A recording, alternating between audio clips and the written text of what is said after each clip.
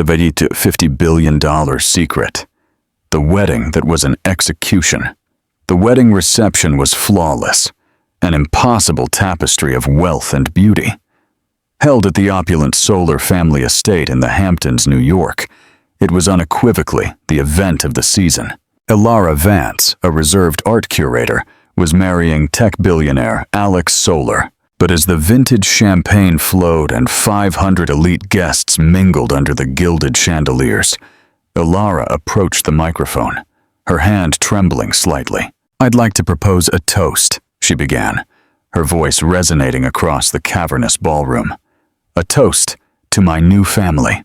What followed was no toast. It was an execution. In front of the most powerful people in America, she exposed her new in-laws, the society matron who had betrayed her, and the massive financial crime at the core of their dynasty. Yet the most shocking twist wasn't Elara's act of revenge. It was the billionaire groom's confession right after. Subscribe and like this video now to find out the explosive conclusion. The world knew Arthur Vance as the brilliant, understated curator who had captured the heart of Alex Solar, the elusive billionaire CEO of Stellar Dynamics. Their whirlwind romance was a modern fairy tale. The quiet art historian and the tech titan. Alex hadn't inherited his fortune like his parents. He'd built his empire from the ground up, a fact his mother, Genevieve, and father, Henry Solar, never let him forget.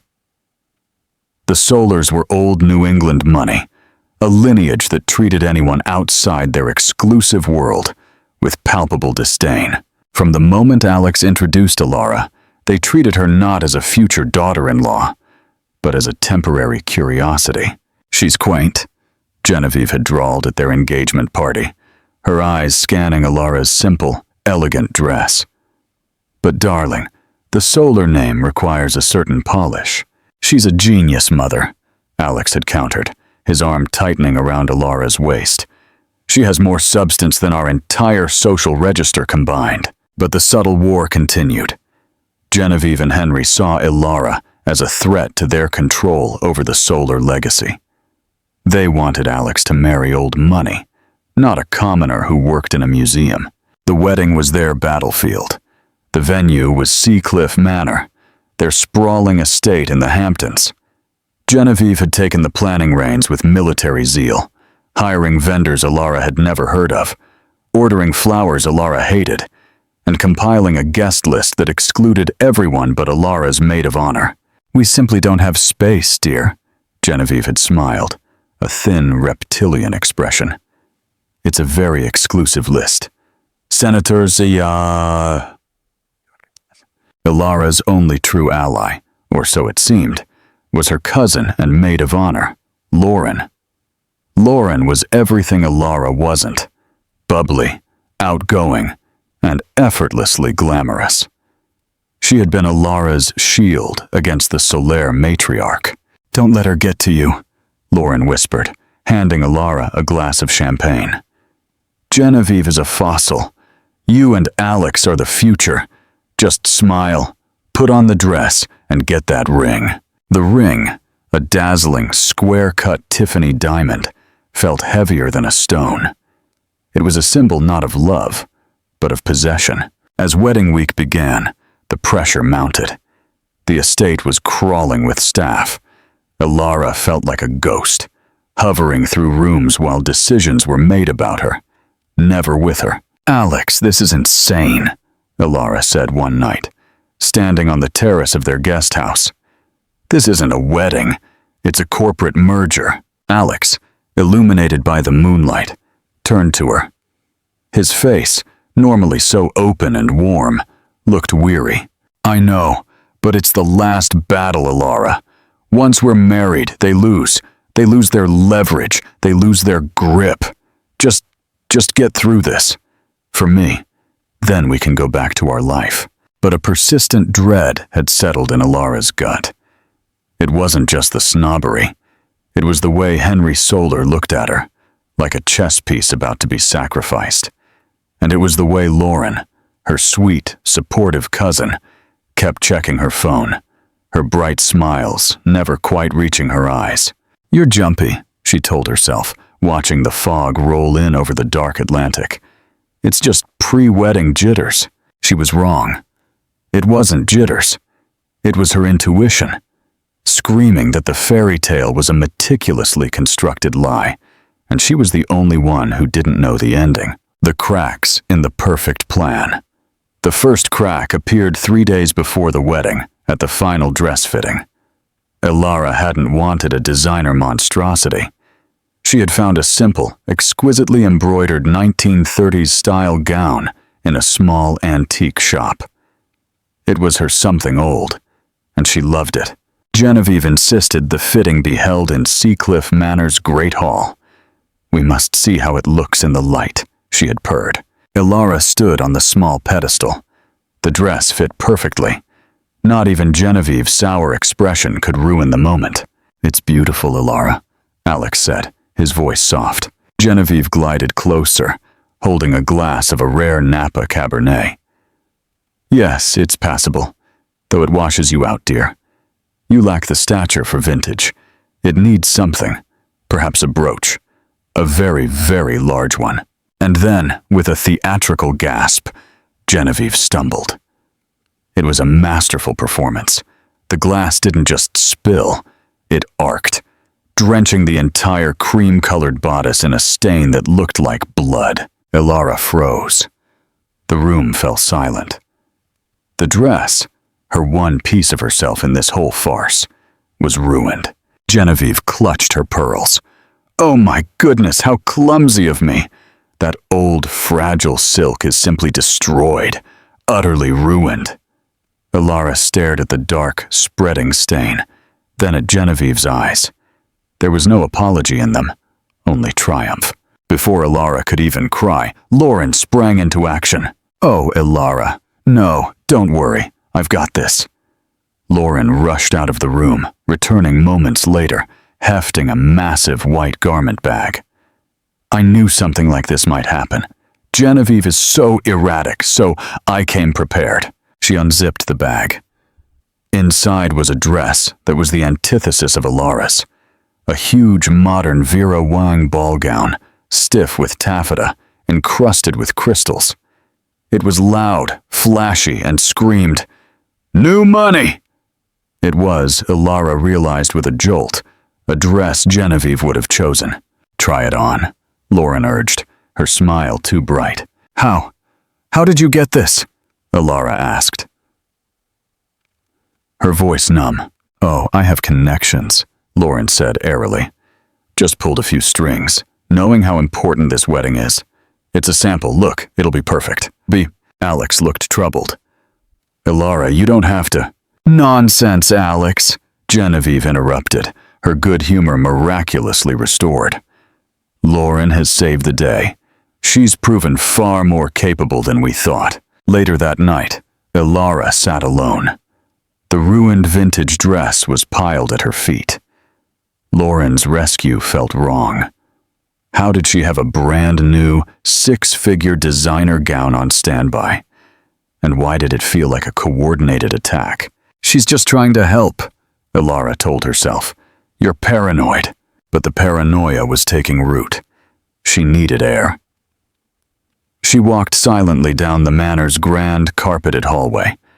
As she passed Henry's study, she heard his voice, low and angry. She stopped, pressing herself against the wall. "I don't care about appearances," Henry was growling into the phone. "The prenuptial agreement is ironclad. She signs it tomorrow, or Alex cuts her out of the will. But the real asset is the Blackwood clause. Once she's in, she's in. We just need her signature on the merger papers after the ceremony. Yes, a formality. She'll be so dizzy she won't even read it. And if she becomes a problem, well, the other arrangement will take care of her." Elara's blood ran cold. Blackwood clause? Merger papers? The other arrangement? She slipped away, her heart hammering. This wasn't just about a dress. This was about something much, much bigger. They weren't just trying to humiliate her. They were trying to trap her. And the other arrangement sounded terrifyingly final. The curator's investigation. Elara was a curator. Her entire life was dedicated to research, to finding the history beneath the surface, to uncovering provenance. She knew how to dig. Now, she had a new project, the Solar family. She started that night. She told Alex she had a migraine and locked herself in the guest house. Her first target, Lauren. The backup dress was the loose thread. Elara searched online for the specific Vera Wang gown. It wasn't a sample. It was from the latest couture collection. A custom order. The kind of thing that takes months, not a just-in-case purchase. Elara's mind raced. Lauren didn't have that kind of money or those connections. But Genevieve did. Elara needed more. She remembered Lauren borrowing her laptop a week earlier to check a flight. Elara rarely used that laptop, but she opened it now. She ran a file recovery program, searching for recently deleted items. Bingo, a hidden folder, deleted from the desktop, but not the drive. It was labeled AS Contingency. Her hands shook. She clicked. It wasn't emails. It was a phone mirror. Lauren's phone. It looked like Lauren had backed up her phone to Elara's laptop and forgotten to securely delete the file. The contents made Elara physically ill. It was a text thread, not with a secret lover. It was with Henry Solar. Henry. She is emotional, unstable. The dress incident was a masterpiece. She is off balance. Lauren. She's buying my supportive cousin act.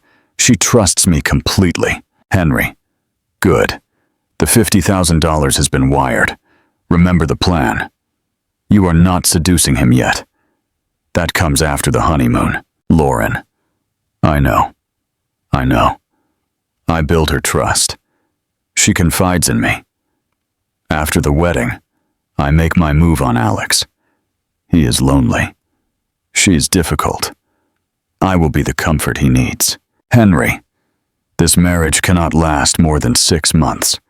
When it falls apart, and he is caught in an infidelity scandal with his own wife's cousin, he will be ruined.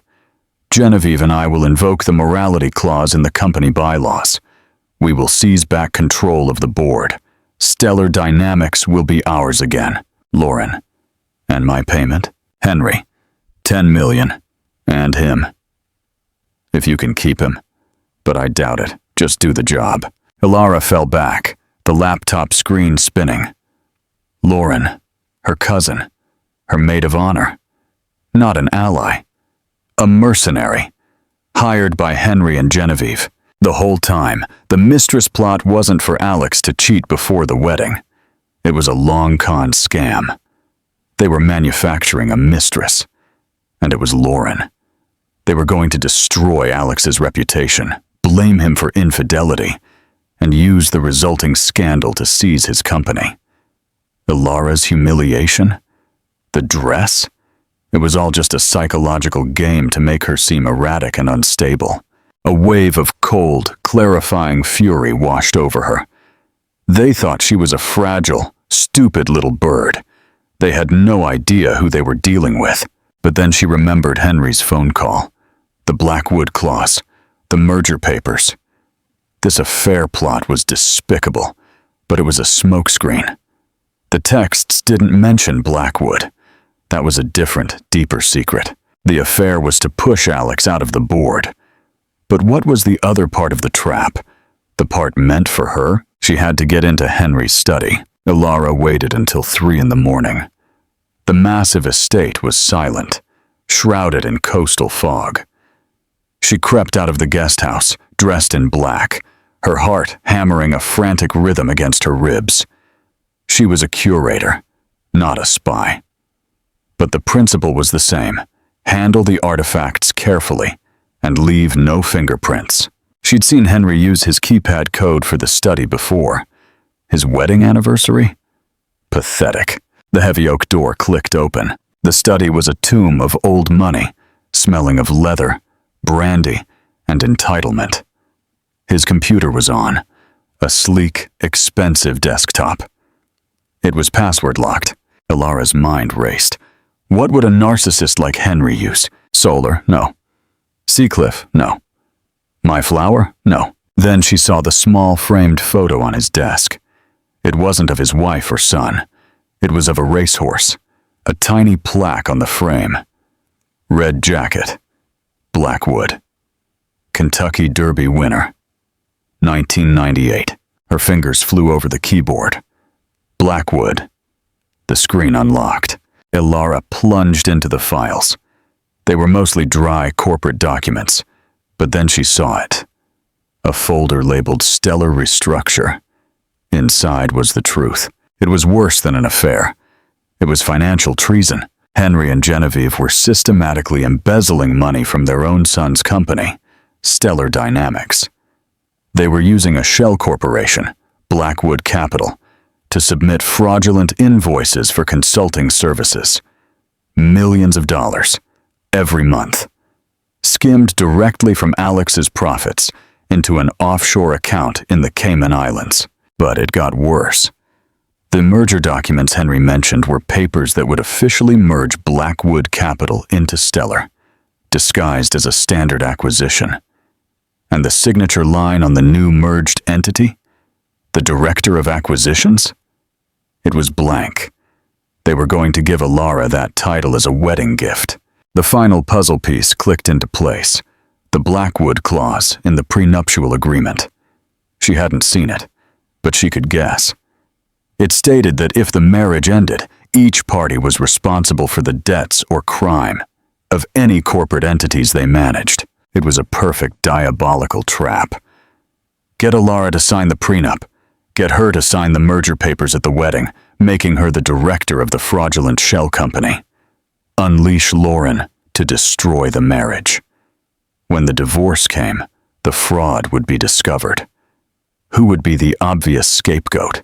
The new, simple wife who was suddenly director of the corrupt entity, Arthur Vance. They were going to frame her for their crimes. Alex, betrayed by his wife and his cousin, would be emotionally shattered, and his parents would reluctantly step in to seize back control of his company. Elara felt the floor tilt. She grabbed the desk for support. They weren't just trying to get rid of her. They were trying to erase her. She heard a sound, a creak in the hallway. She didn't run. She didn't hide. She grabbed a small USB drive from Henry's desk drawer. With steady hands, she began copying the entire restructure folder. Every email, every bank wire, every damning spreadsheet. She heard the doorknob turn. She slid the USB drive into her pocket and hit the computer's lock button, swiveling in the chair just as the door opened. Or it was Alex. He stood in the doorway, his face etched with confusion and a deep, unnerving calm. He looked at her, then at the computer, then at her. Elara, what are you doing in my father's study? Her heart stopped. This was the moment of truth. Could she trust him? Was he part of it? Henry's texts implied Alex was a victim, but she couldn't be sure. She took a deep breath and made a choice. I think, she said, her voice trembling but clear, you and I need to postpone the honeymoon. We have a problem. She told him everything. She laid out Lauren's plot. She explained the Vera Wang dress.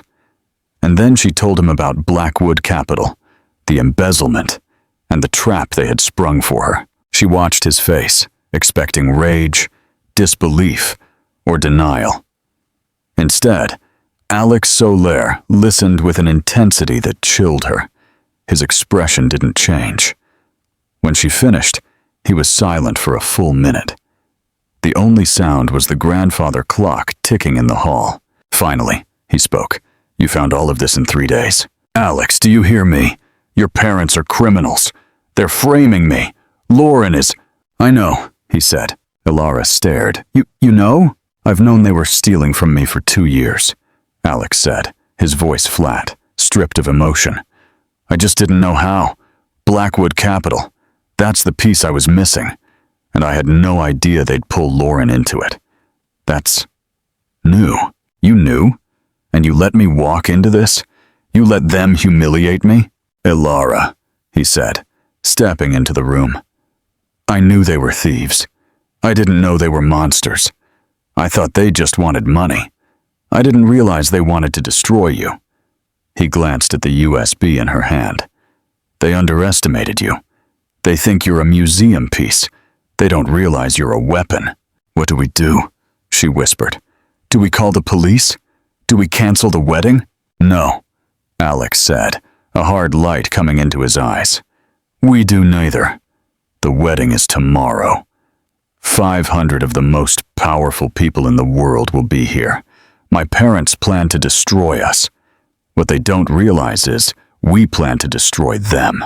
"What do you mean?" "I mean," Alex said, taking the USB drive from her hand, "you are going to wear your beautiful dress. You are going to walk down that aisle, and you and I are going to give the performance of our lives. The performance of their lives." The wedding morning was a masterpiece of cognitive dissonance. Elara was fitted into the flashy, stiff Vera Wang gown by a fawning Lauren. "You look stunning," Lauren gushed, her eyes bright with duplicity. "So much better than that old rag. You look like a solar." "Thank you, Lauren," Elara said, her voice smooth as silk. "I couldn't have done this without you." Genevieve was in her element, marching the halls of Seacliff Manor, barking orders. She saw Elara and cracked a rare, thin smile. "See, I told you that dress was better. You finally look the part." "You were right, Genevieve," Elara said. "Today is a day for new beginnings." The house overflowed with hydrangeas. A string quartet played softly. The guests began to arrive. The CEO of J.P. Morgan, a senator from D.C., rival tech moguls from Silicon Valley. It was a sea of power, and Elara, Alex, and his parents were at the center of it. Alex found her just before the ceremony. He looked impossibly handsome in his tuxedo. He took her hands. "Are you ready?" "No," she whispered truthfully.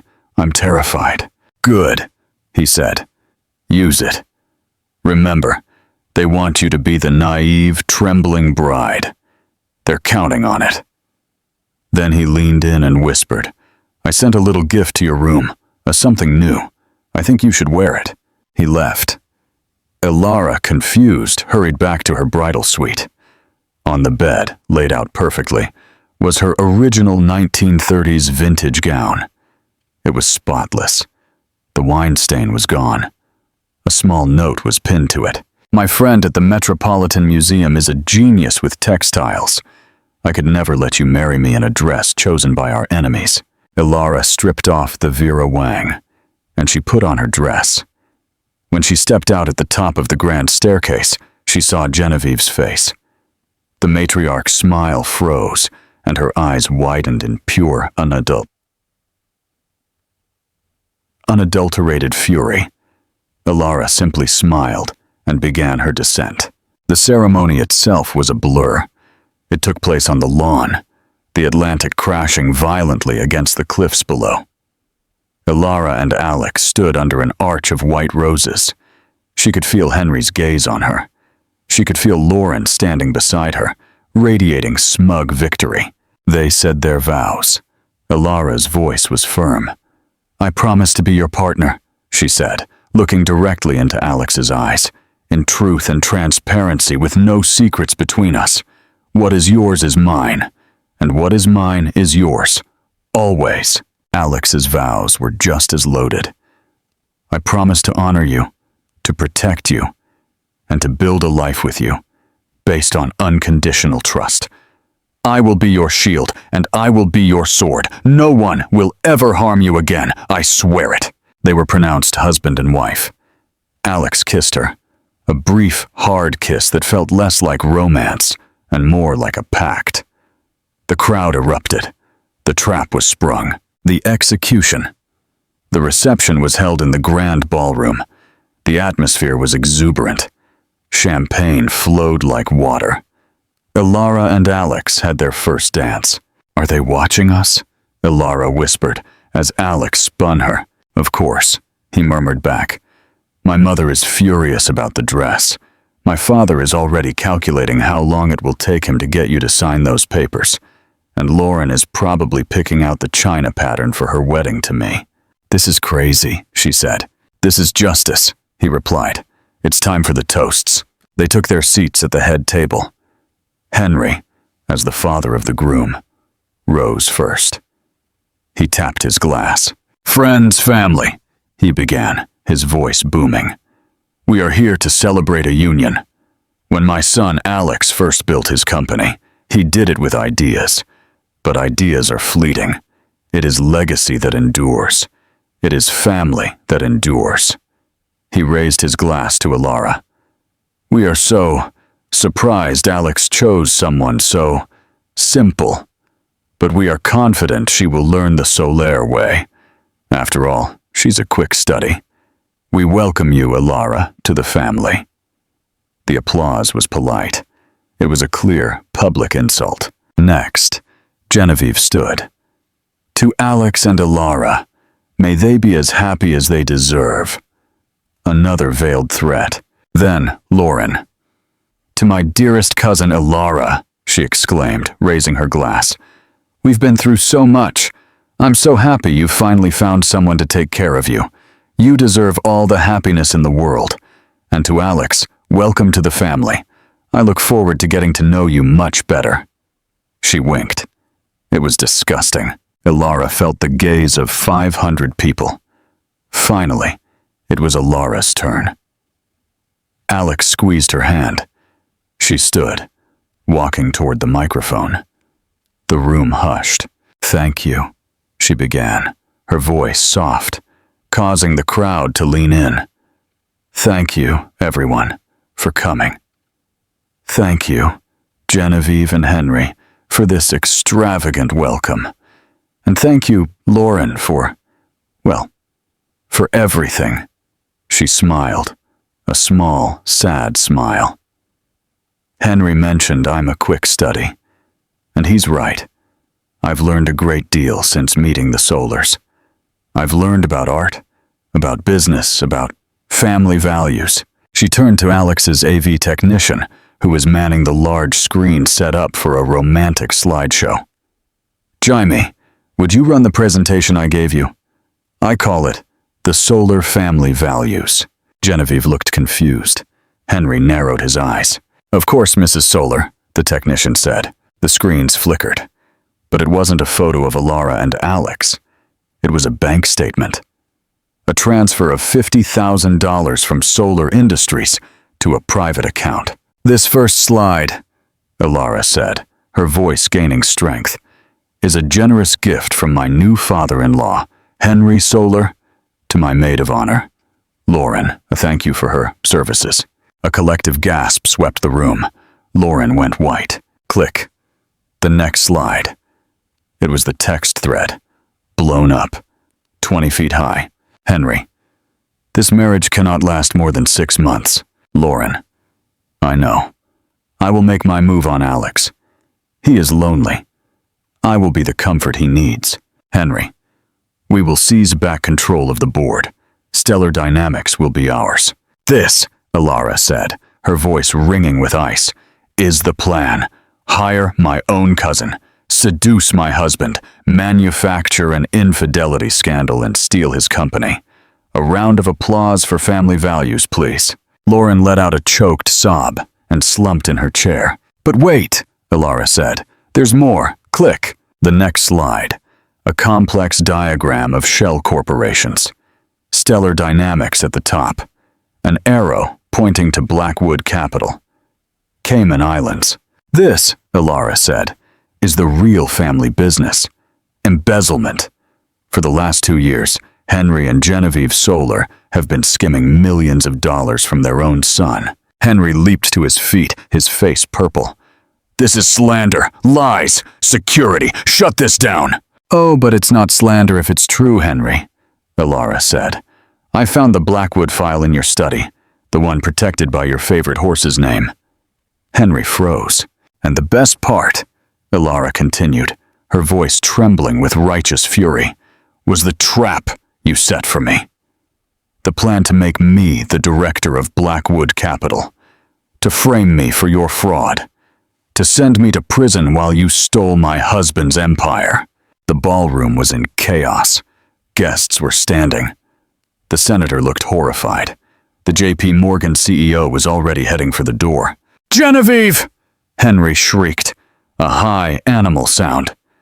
"Bitch! Ungrateful gutter rat! We gave you everything!" "You gave me nothing," Elara spat. "You tried to take everything. You destroyed my dress. You insulted my family, and you tried to put me in a cage. You thought I was stupid. You thought I was weak. You thought I was just a simple girl from a museum." All eyes were on Elara. All eyes were on the fuming, exposed Solars. And then, every head turned to the one person who hadn't spoken. Alex Solar, the billionaire groom. The world stopped. For one full, agonizing second, the only sound in the opulent ballroom was the high-fidelity feedback from the microphone Elara had just dropped. It swung gently on its stand, a pendulum marking the end of an era. The images, the texts, the wire transfers, the Blackwood Capital logo were burned onto the massive screens. An impossible-to-ignore monument to the Solaire's betrayal. Elara's heart hammered so hard she felt it in her teeth. Her hands were slick with cold sweat. She'd done it. She'd lit the match and thrown it into the powder keg. She stood at the epicenter of the explosion and had no idea who, if anyone, would be left standing. Then the world shattered. It wasn't a gasp. It was a roar. A cacophony of 500 voices erupting at once. Chairs scraped, crystal glasses fell, and a sea of tuxedos and couture gowns shifted as people surged to their feet. The senator's face was a mask of political horror. Mr. Davis, the J.P. Morgan CEO, was already on the phone, his face grim, no doubt shorting Solar stocks. But the real explosion came from the head table. "Alex!" Genevieve's scream was inhuman, a primal, animalistic sound from a mortally wounded creature.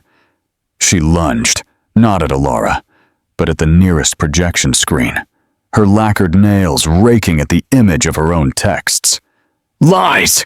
Slander! Shut it off! Shut it off!" Lauren simply imploded. She made a small, choking sound and slid out of her chair, a boneless puppet whose strings had been cut, collapsing onto the floor in a heap of designer tulle and shame. Henry, however, was pure volcanic rage. His face was a terrifying shade of mottled purple. "Bitch!" he roared, shoving his chair back so hard it toppled over. He lunged not for the screens, but for Elara. "Ungrateful gutter rat, I'll kill you!" He was halfway to her before a wall of black-suited security men materialized, intercepting him with the brutal efficiency of a linebacker tackling a quarterback. He slammed into them, his fists pounding. "Grab her! She's a corporate spy! She planted that evidence! She's lying! She's trying to ruin us! Ruin my son!" This was the moment of truth. Elara's eyes darted to the only person in the room who mattered, the one man whose reaction would decide her fate. Alex Soler, her husband. He hadn't moved. He stood perfectly still in the midst of the mayhem, watching the pandemonium erupt. He watched his mother scratching at a screen like a lunatic. He watched his father, his Mayflower lineage reduced to a flailing thug, screaming spittle as security contained him. He watched Lauren, hysterically weeping, mascara and despair streaking her face. Elara's breath hitched. He was quiet. Too quiet. Was this the part where he disavowed her? Where he painted her as a hysterical, jilted bride? Had she miscalculated? Was he also part of a trap so deep she hadn't seen the bottom? Henry saw his son's stillness and mistook it for shock. "Alex," he bellowed, struggling. "You have to speak. Tell them. Tell them she's lying. Tell them you don't know anything about Blackwood. Tell them." Alex Soler let the silence hang. He allowed his father's accusation to float in the air, thick and venomous. Then, slowly, he stood. He didn't shout. He didn't need to. Calmly, he picked up the heavy crystal water goblet from their table. He looked at it. Then he looked at his father. And he hurled it. Not at his father, but at the floor by his feet, where it shattered into 1,000 pieces. The resulting crash cut through the remaining noise like a gunshot. An absolute, terrified silence fell over the room. Alex picked up the microphone from the head table. The electronic thump as he turned it on was like a judge's gavel. He looked at his father, who was still gasping for breath, his $10,000 tuxedo ripped at the shoulder. Alex's expression was not one of rage. It was not one of sadness. It was one of disappointment.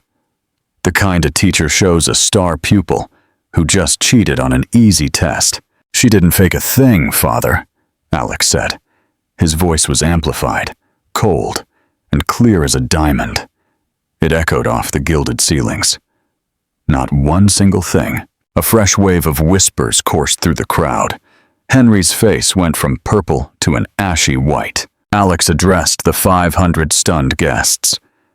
"My wife is a brilliant woman, a curator, an investigator.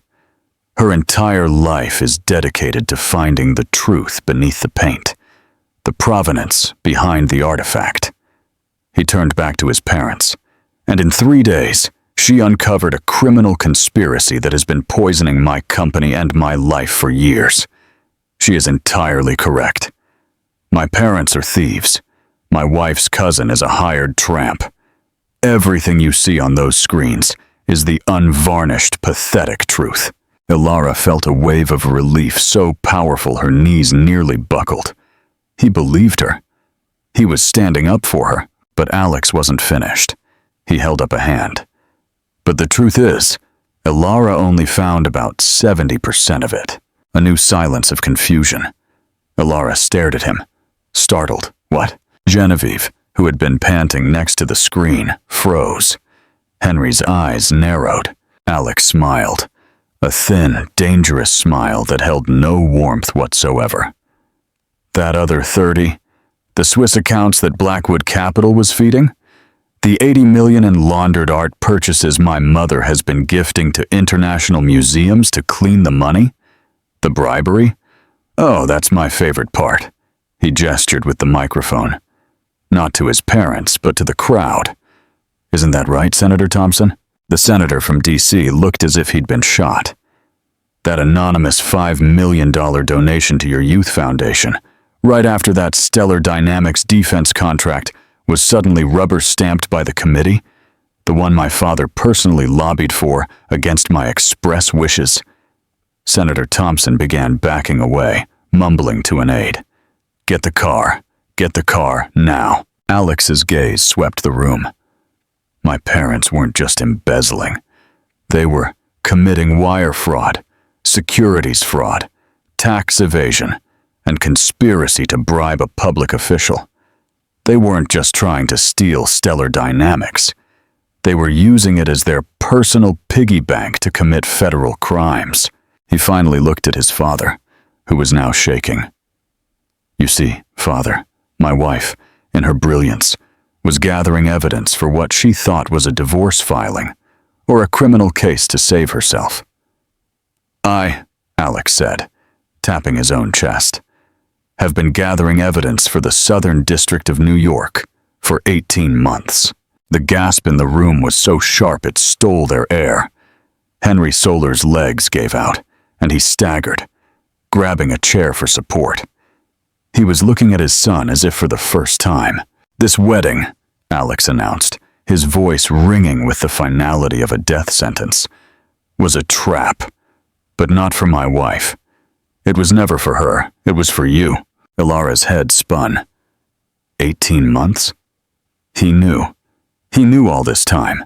"I knew they were stealing from the 2023 quarterly audit," Alex continued, his voice a quiet, terrifying monotone, as if explaining a complex algorithm.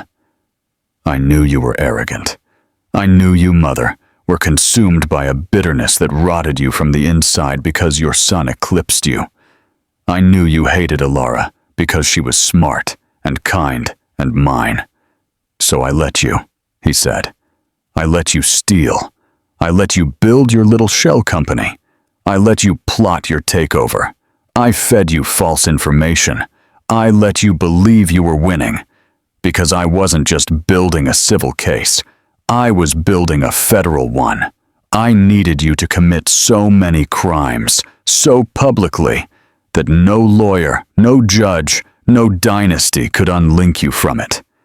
I just needed one final, public piece of evidence to prove motive and intent beyond a doubt. I needed to show the world why you were doing it, that you were trying to frame an innocent woman. And you, he sneered, walked right onto the stage I built for you. Alex, please, son, Henry began, his voice a pathetic whimper. Blood! I'm your father! Blood! Alex laughed, a cold, barking sound. Blood is what you have on your hands. You were going to sacrifice an innocent woman to save your own hide. You were going to let Elara rot in a federal prison for your crimes. You are not my father. You are just the man whose name I will have legally removed from mine, starting tomorrow. Genevieve finally recovered her voice, a low, venomous hiss. After everything I did for you, I made you. I gave you this life. You turned me into a target. You turned me into a target, Alex interrupted. You made me paranoid. You made me ruthless. And today, you get to see the fruits of your labor. Thank you for the education, Mother. It is the only valuable thing you've ever given me. Then, almost as an afterthought, he directed his gaze at the sobbing puddle on the floor. Lauren, he said. Lauren Vance looked up, her face a grotesque mask of ruined makeup and terror. Alex, Alejandro, please, he made me. Henry threatened me. He threatened my family. Alex simply shook his head in disgust. You were a $50,000 mistake. My father overpaid. You're not even a good actress. You have no loyalty. You have no guts. You're just empty. Get out of my sight. The room was silent. The execution was over. Finally, Alex Solar turned to his wife. He disconnected the microphone and set it down on the table. The war was done. He walked to her, ignoring the wreckage of his family, ignoring the 500 staring faces. He stepped past the overturned chair and the weeping figure of her cousin. He stood in front of Elara, who was trembling, caught between terror, relief, and a deep, seismic shock. You knew, she whispered, her voice barely audible. You knew all of it. I let you be you, he whispered back, just for her. You didn't tell me, she said, and there was a new kind of hurt in her voice. You let me walk into this. This. You let them humiliate me, the dress. I couldn't, he said, his voice softening for the first time, his eyes at last, warm, and filled with an emotion she couldn't name. Not fully. If I had told you my plan, if I had told you I was working with the federal prosecutor, you would have become a co-conspirator. Your evidence would be tainted. He gently brushed a strand of hair from her face. This way. You are an innocent party who discovered a crime and acted to protect herself. Your hands are clean. Your testimony is pristine and untainted. That's the legal reason anyway. And the real reason, she whispered. The real reason, he said, his thumb tracing the outline of the ring he had placed on her finger, is that I had to see. I had to know. My whole life has been a fortress, Elara. I've been surrounded by liars and thieves and sycophants, people who wanted my money, or my name, or my power. I've never been able to trust anyone, not my parents, not my friends. And then I met you. You didn't care about the stellar building. You cared about the 19th century facade it was built behind. You didn't care about my stock options. You cared about the pigment on a painting. I don't understand, she said, her head spinning. You tested me, she whispered. You threw me to the wolves." "No," he said, his voice firm, filled with conviction. "I trusted you. I trusted that the woman who can spot a forgery from a single brushstroke could spot the vipers in her own house. I trusted that the woman who can patiently restore a shattered 14th century fresco would have the strength to rebuild a broken life. I didn't test you, Elara. I bet on you. I bet my entire life, my entire company, and my entire future on you. And you just won me the world." And with that, he leaned in and kissed her. It wasn't the chaste, ceremonial kiss from the lawn. This was a kiss of fire and iron, a kiss of partnership, a kiss that sealed a pact. It was a kiss that said, "You and I, against everyone." Elara, trembling and overwhelmed, kissed him back with all the fear, the fury, and the relief she possessed. In that moment, surrounded by the ruins of their wedding, they were the only two people on earth. When they finally separated, Alex kept his arm Elara anchored around her waist, protective and unyielding. His voice no longer needed a microphone. It was iron once more. He cut the silence. "Security!" Two burly men, Mr. Thorne and Mr. Diaz, who looked more like an anti-terrorism unit than wedding security, stepped forward. "Gentlemen, my parents and Miss Vance are trespassing," Alex said, his voice devoid of all emotion. "They have 10 seconds to leave the ballroom, 30 seconds to leave the property before I have them arrested. Please escort them out." "You can't do this!" Henry roared, finding one last burst of adrenaline. He was truly unhinged now. "This is my home! I am Henry Solar! You will hear from my lawyers! I will destroy you, Alex." "You'll have to visit him in a federal prison," Alex said, addressing the heir, not even looking at his father. "Federal warrants are being executed now. My attorneys are at the federal courthouse filing a motion to deny bail, citing you as a flight risk. You have no lawyers, father. You have no home. You have no money." He finally turned his head. "Oh, that reminds me. I purchased the mortgage on Seacliff 3 months ago, after you were in default for years. You haven't been living here. You've been illegally squatting. I own the house. I own the art. I own the land." He glanced at his mother's horrified expression. "I even own that gaudy dress you're wearing." That was the final blow. Henry Solar didn't just break. He shattered. The fight went out of him. He was a ruined, old man. Mr. Thorne and Mr. Diaz didn't wait. They were professionals. They each took one of Henry's arms and began to march him, unceremoniously, toward the grand doors of the ballroom. "No!" Genevieve shrieked, clutching at a tapestry. "No, you can't! This is my life, my name!" Another guard peeled her off the wall, kicking and screaming. Lauren, silent, hollow-eyed, as if her soul had been scraped out, was lifted by a third security guard. Her legs barely held her. She stumbled forward, unable to fully walk herself, and the guard half-dragged, half-guided her across the room. Her designer heels scraped helplessly against the polished parquet floor. The march that followed was nothing short of a public social execution, a slow, agonizing walk of humiliation. No one dared break the silence, save for Genevieve's shattered, incoherent sobbing, the kind that doesn't come from grief, but from shock, and the sudden freefall of losing everything at once.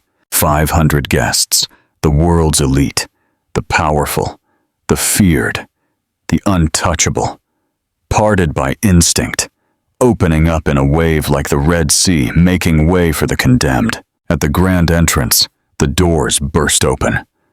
The trio was shoved unceremoniously out into the cold, fog-shrouded Hamptons night.